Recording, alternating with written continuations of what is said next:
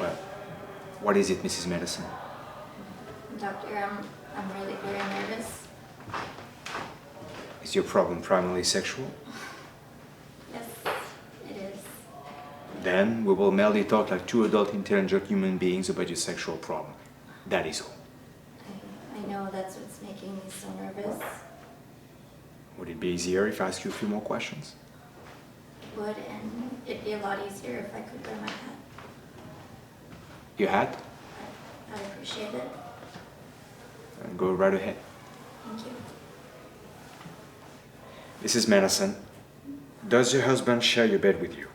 You mean in the house? Don't you have a bedroom? Yes, Doctor. Well, then, does your husband share your bed with you in the bedroom, which I presume is in the house? Yes, he does. Do you and your husband continue to have sexual intercourse? Continue? Do you and your husband have sexual intercourse? Do you know what sexual intercourse is, Mrs. Madison? Yes, I do. Good. We're making progress.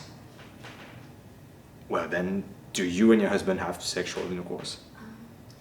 We do. How frequently?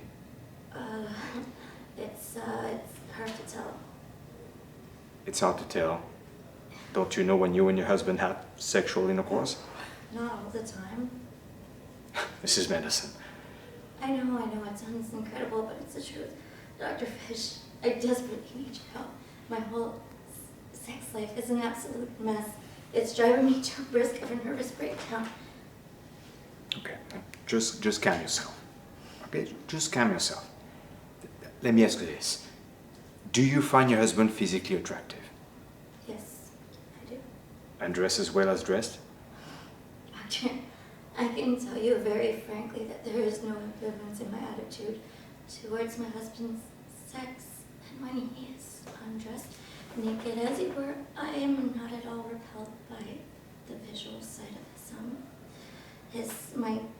my husband's Your husband's what? Can't you say it? I want you to say that word. I insist you say that word loudly and clearly. Mrs. Madison, I will not tolerate that sort of naive puritanism in this office. I fought against it my whole adult life. Okay? Here we speak freely and openly of sex. Here we delight in our sexuality. We find freedom and joy in our sexuality. Now I want you to say that word loudly and clearly, Mrs. Madison. Go ahead, say it. I said say it. Say it! There. Now, don't you feel better for having said it? I do. I think I do. Of course you do. I feel wonderful. I feel wonderful. But I can't get over it. It's like a release. A complete physical release. There is nothing obscene or vulgar in the words we use to describe the sexual experience or the sexual organ. Get that notion out of your head once and for all. I will. I definitely will. Would you like me to say any other words? Not right now. There are more pressing problems. I said not right now, Mrs. Madison. Yes. There are more pressing problems at the moment. I'm still trying to understand how it is possible for you to have sexual intercourse with your husband without even knowing it. It's possible. It is possible. Will you please tell me how? We have signals. Signals? When one party is desirous of having sex, he signals to the other party. May I ask how do you signal Mr. Madison when you're desirous of having sex? I turn over to my left side. I see. I always sleep on my right side, so when I turn to my left side, my husband, he gets the signal. It seems like an ideal arrangement. It is, until I turn over my sleeve. You don't have to go any further. I think I understand now.